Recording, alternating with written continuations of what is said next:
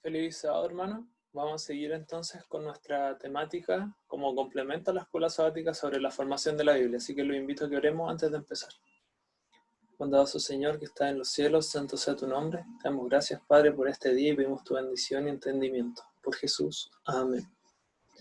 Bien, veníamos comentando entonces, hablando sobre cómo se formó la Biblia como complemento a escuela sabática, y la semana, bueno, en realidad el video anterior, vimos un poco sobre el proceso de los escribas, ¿no es cierto? Y que muchas veces, si se veían errores o supuestos errores, muchas veces eran intencionales, ¿no es cierto? A veces eran intencionales, buscando mejorar la calidad del texto.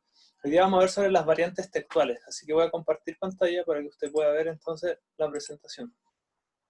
Traté de escribir harto, cosa que usted puede ir guiándose por lo que está ahí. Entonces, la importancia de las variaciones textuales. ¿Qué es una variante textual? Eso es lo que vamos a ir descubriendo. Entonces vamos a ver primero el número de variaciones que se encuentran. ¿Ya? Miren, la palabra clave acá es errores, porque se sabe que en el texto de nuestro Nuevo Testamento hay aproximadamente 200.000 de estos errores. ¿Ya? Ahora, ¿cuál sería su respuesta a esto si a usted le dijeran que nuestra Biblia contiene, nuestro Nuevo Testamento contiene esa cantidad de errores? Obviamente, si no hacen esa pregunta, uno puede entrar a dudar, porque en el fondo, aquí el kit del asunto, podemos confiar en que nuestro texto tiene el mensaje original de los escritores bíblicos, si tenemos esa cantidad de errores. Entonces, los críticos textuales, que ya hablamos un poco sobre ellos, prefieren llamarle, en vez de errores, variantes textuales, ¿ya? Y son básicamente diferencias que presenta un texto respecto al otro. Fíjense en esto, y es importante que este número se obtiene al contar todas las variantes encontradas en los manuscritos, que son 5.600 aproximadamente manuscritos griegos. Lo demás, los 20.000 y tantos que llega al conteo, son entre versiones, etc. Pero griegos son 5.600. Entonces, si una variante aparece en 4.000 manuscritos, eso sumaría 4.000 errores. Entonces uno así se va dando cuenta que ese número de 200.000 errores, incluso algunos eruditos cuentan 300.000, no es tan grande realmente, ¿ya? Porque es proporcional a la cantidad de manuscritos. Es decir, si yo en un manuscrito tengo la palabra hola con H y en 4.000 manuscritos tengo la palabra hola pero sin H, se considera entonces que hay 4.000 errores, sin embargo son para una misma palabra, ¿ya? Entonces, no son, si lo vemos así, no son tantos estas variantes o estos errores como algunos le dicen. Que igual el uso de error es un poco más malintencionado, ¿bien? Hay lenguaje técnico que es el importante y son variantes textuales. Y esto aplica a todo, como les vengo diciendo ya hace mucho tiempo, aplica a cualquier documento de la antigüedad. Entonces las variaciones existen en proporción exacta a la cantidad de manuscritos que se tienen. ¿Ya? Tiene que pensar que tenemos 5.600 manuscritos griegos. Entonces, obviamente, la cantidad de variantes textuales va a ir aumentando si empezamos a contarlas. Y más teniendo en cuenta cómo se cuentan, que es proporcional, ¿no es cierto?, una variante a la cantidad de manuscritos. Es diferente, ¿no es cierto?, tener 200.000 errores contados en 5.600 manuscritos que empezar a contar los errores de 10 manuscritos. ¿Ya? Y por eso aquí les puse que considerar que el Nuevo Testamento tiene más copias que cualquier otro libro antiguo. Es por eso que tiene más variaciones. Si tuviésemos 10 manuscritos, la cantidad de variaciones sería pequeña. Es lógico, porque es proporcional. Y sin embargo, con 10 manuscritos tampoco tendríamos un texto confiable. Es decir, si bien mientras más manuscritos tenemos, más variantes encontramos, eso igual hace nuestro texto más seguro porque tenemos más testigos que lo respaldan. Pongamos de nuevo el ejemplo de Platón. Quizás en Platón encontremos pocas variantes, pero es porque hay 7 manuscritos que son tardíos y además una cantidad minúscula. ¿Bien? Entonces, hay que ya empezar a armar el panorama completo de cómo se formó la Biblia. Entonces, ¿cuál es la importancia de estas variaciones? Porque bien, contabilizamos esta cantidad de errores o variaciones, pero también hay que determinar cuál es su importancia, ¿ya? Las podemos o no pasar por alto y si guarda alguna relación con el mensaje que tenemos en nuestra Biblia y con nuestra fe. Por eso es importante también considerar, valga la redundancia, la importancia de estas variaciones. Tenemos entonces, vamos a hablar sobre 3 tipos de variaciones, ¿bien? Primero vamos a partir sobre las variaciones triviales. Y esta corresponde a la mayoría de las lecturas variantes. ¿ya? Y tiene que ver, como dice el nombre, con asuntos triviales. De hecho, esto apenas se nota en las traducciones que tenemos, ya pasa desapercibido porque en realidad es trivial. Ejemplos les puse acá, en Hechos tenemos en Juan, por ejemplo, los nombres que se le daban, que nosotros lo leemos como Apolos, en algunos manuscritos aparece como Apeles o en otros como Apolonio, ¿ya? Entonces se preguntan, bien, ¿cuál de estos será? Ahora, usted hágase la pregunta, ¿tiene esto alguna repercusión en mi fe o en el mensaje? No. En Juan 1.28, por ejemplo, es Betábara o Betania, ¿ya? La misma pregunta se tiene que hacer ahora. ¿Es significativo para el mensaje y para mi fe? Y Juan 5.2 que dice, el nombre del estanque es Betsaida o Bethesda. Quizás más de alguno de ustedes se habrá dado cuenta con este ejemplo, porque muchas versiones en una dicen Betsaida, en otra Bethesda, y Bethsaida también se encuentra, aunque personalmente creo que lo he visto solamente en una traducción. Entonces son variaciones triviales, no afectan mayormente ni el mensaje ni nuestra fe, y por lo general pasan desapercibidas. Otras variantes corresponden al cambio simplemente del orden en que sean las palabras. ¿Bien? Ahora, tenemos las variantes sustanciales que no tienen consecuencias para el texto, es decir, antes vimos que el asunto se remitía solamente a palabras. Bien, ahora no son simplemente palabras, estamos hablando de un versículo completo o de varios versículos completos. Entonces aquí el asunto ya es un poco más para tomar en consideración. No afectan nuestro texto actual, y esto es importante, porque no son apoyadas por los testigos más importantes, es decir, el texto griego sobre el cual se trabaja para hacer nuestras versiones de la Biblia, no se ve afectado por estas variantes porque nuestro texto se basa en lo mejor que tenemos, y ya hemos hablado de cuáles son los mejores manuscritos, mientras más antiguo, en el idioma original, etc. Vamos a ver 3 ejemplos. El primero es el de la mujer adúltera de Juan 7:53 al 8:11, ¿ya? Solo hay un manuscrito antiguo que, digamos, por fecha y por idioma, podríamos considerar que el Códice Besae, un códice de todo esto que quizás ya lo comenté anteriormente, la verdad no lo recuerdo, que ha sido muy cuestionado por sus lecturas, pero solamente él lo contiene, ¿ya? Y prácticamente ninguna versión antigua, es decir, versiones que no son manuscritos en otros idiomas, no griego, prácticamente ninguna lo incluye. El relato dice vuelve a aparecer en manuscritos del siglo VIII en adelante, es decir, manuscritos antes del siglo VIII no tenemos. Tenemos uno y muy pocas, que prácticamente ninguna versión antigua lo incluye, ¿bien? Entonces aparece desde el siglo VIII en adelante. Y fíjense, algunos manuscritos de estos del siglo VIII en adelante ni siquiera lo ubican en Juan el relato, sino que lo ubican en Lucas 21, incluso algunos lo ponen al final del libro de Juan. ¿Ya? Entonces, y aquí, bueno, igual es importante tener en cuenta esto que vamos a decir, y que yo aquí lo puse en negro, que es que ni los manuscritos ni los eruditos niegan que la historia sea real.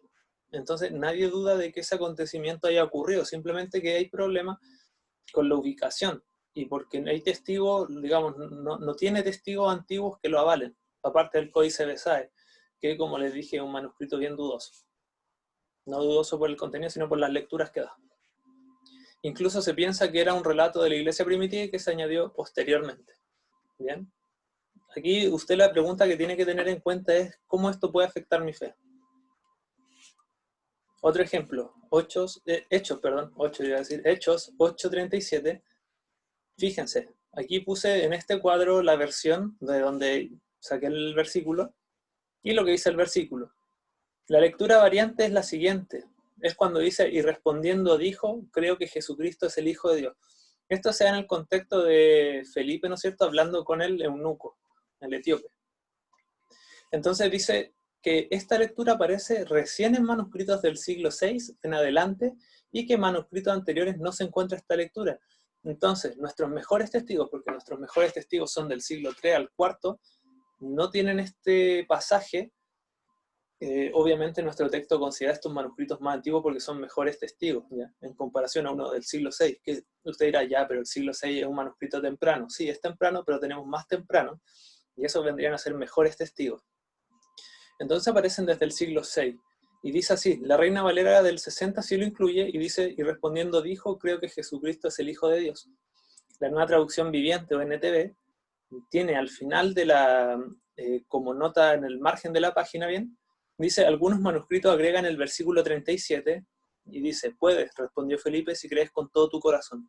Y el eunuco respondió, creo que Jesucristo es el Hijo de Dios. De hecho, la NTV, cuando usted lee el texto, no está el versículo 37 y se pasa del 36 al 38 directamente y aparece así enumerado, 36 y después el 38. Y la NBI dice, mire usted, aquí hay agua, ¿y qué impide que yo sea bautizado?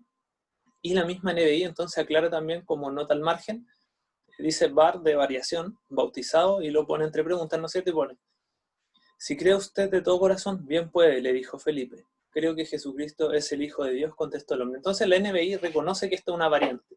Si se fijan, no le llama error, ni mucho menos, se llama variante. Y es porque las lecturas más antiguas, digamos, nuestros mejores manuscritos, no la apoyan.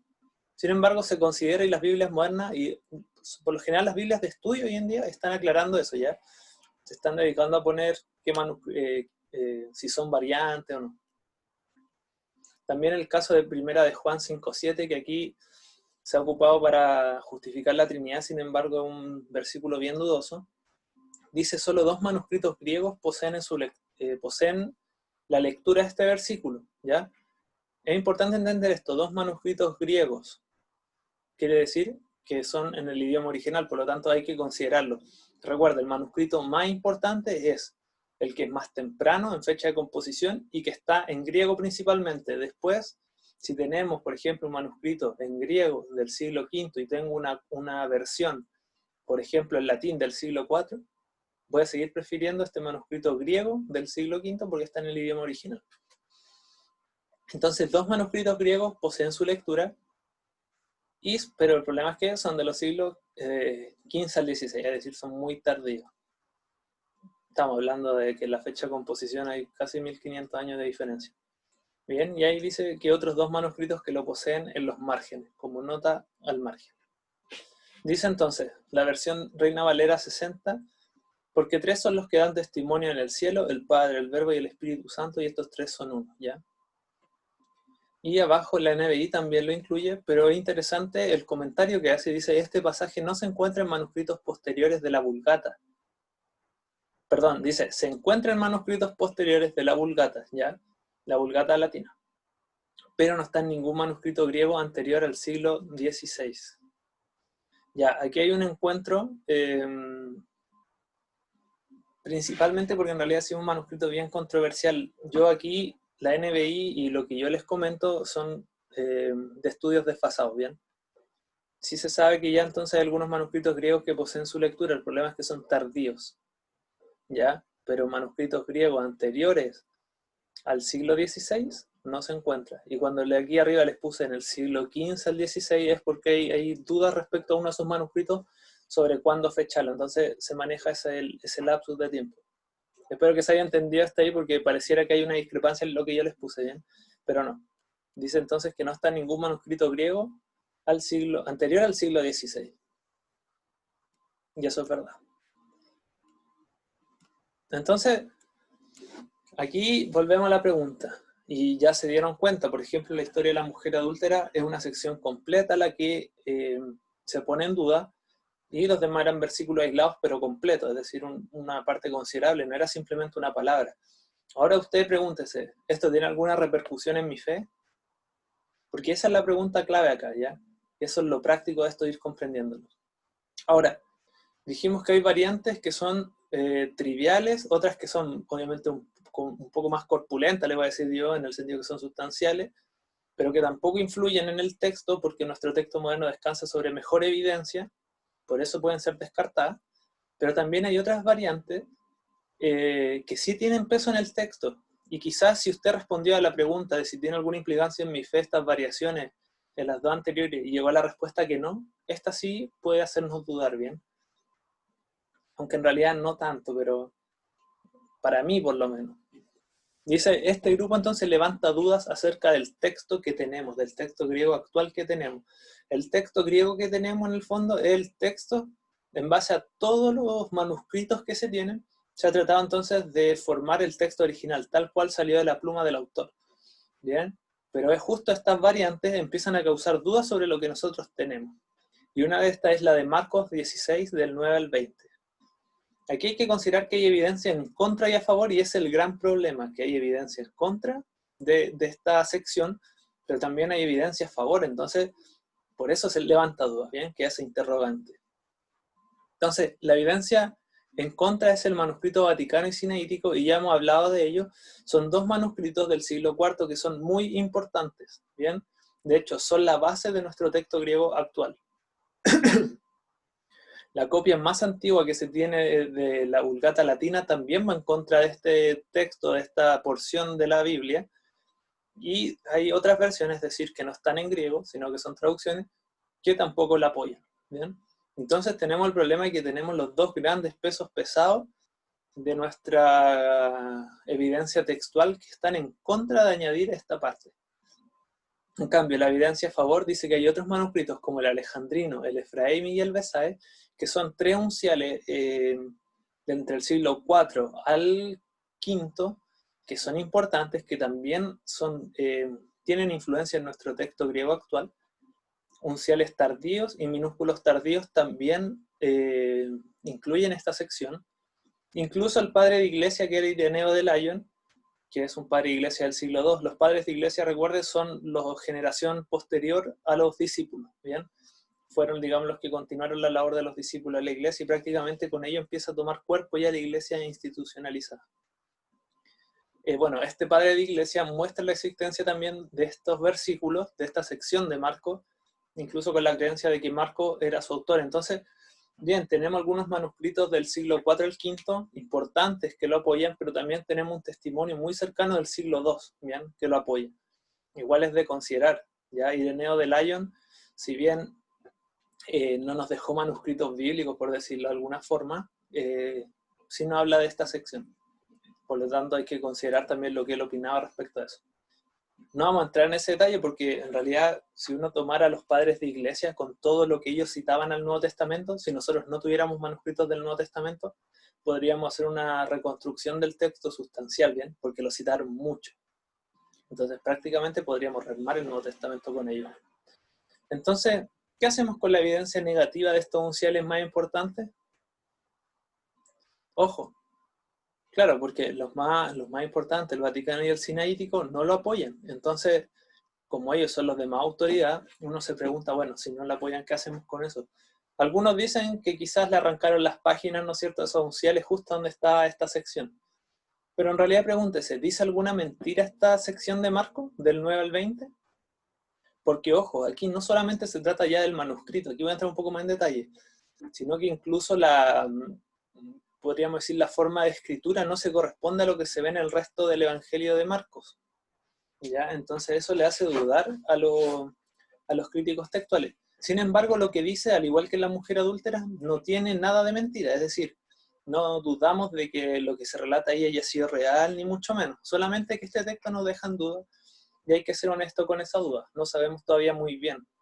Como se habrá ido dando cuenta, nosotros avanzamos y mejoramos nuestro texto en la medida en que más cosas se van descubriendo. Probablemente se encuentre algún manuscrito más temprano que lo avale y simplemente era parte del texto, ¿bien? Pero no dice ni una mentira. Si yo me hago la pregunta ahora y digo, bien, ¿en qué afecta a mí, mi fe, esta variante? Personalmente en nada, porque ya sea que esté o no, si está, no dice una mentira. Si no está, lo que sale ahí también lo encontramos en otro evangelio como Mateo y eso es indiscutible, ¿bien? Entonces, para mí, personalmente, no afecta a mi fe. Pero esa pregunta es la importante acá. ¿Cómo puede afectar entonces esta variante en nuestra fe? Voy a salir entonces. Entonces, eso, hermano, respecto a las variantes textuales, de su importancia. Espero que le haya quedado claro. Cualquier duda me pueden consultar. Así que tengan un feliz sábado y una buena semana.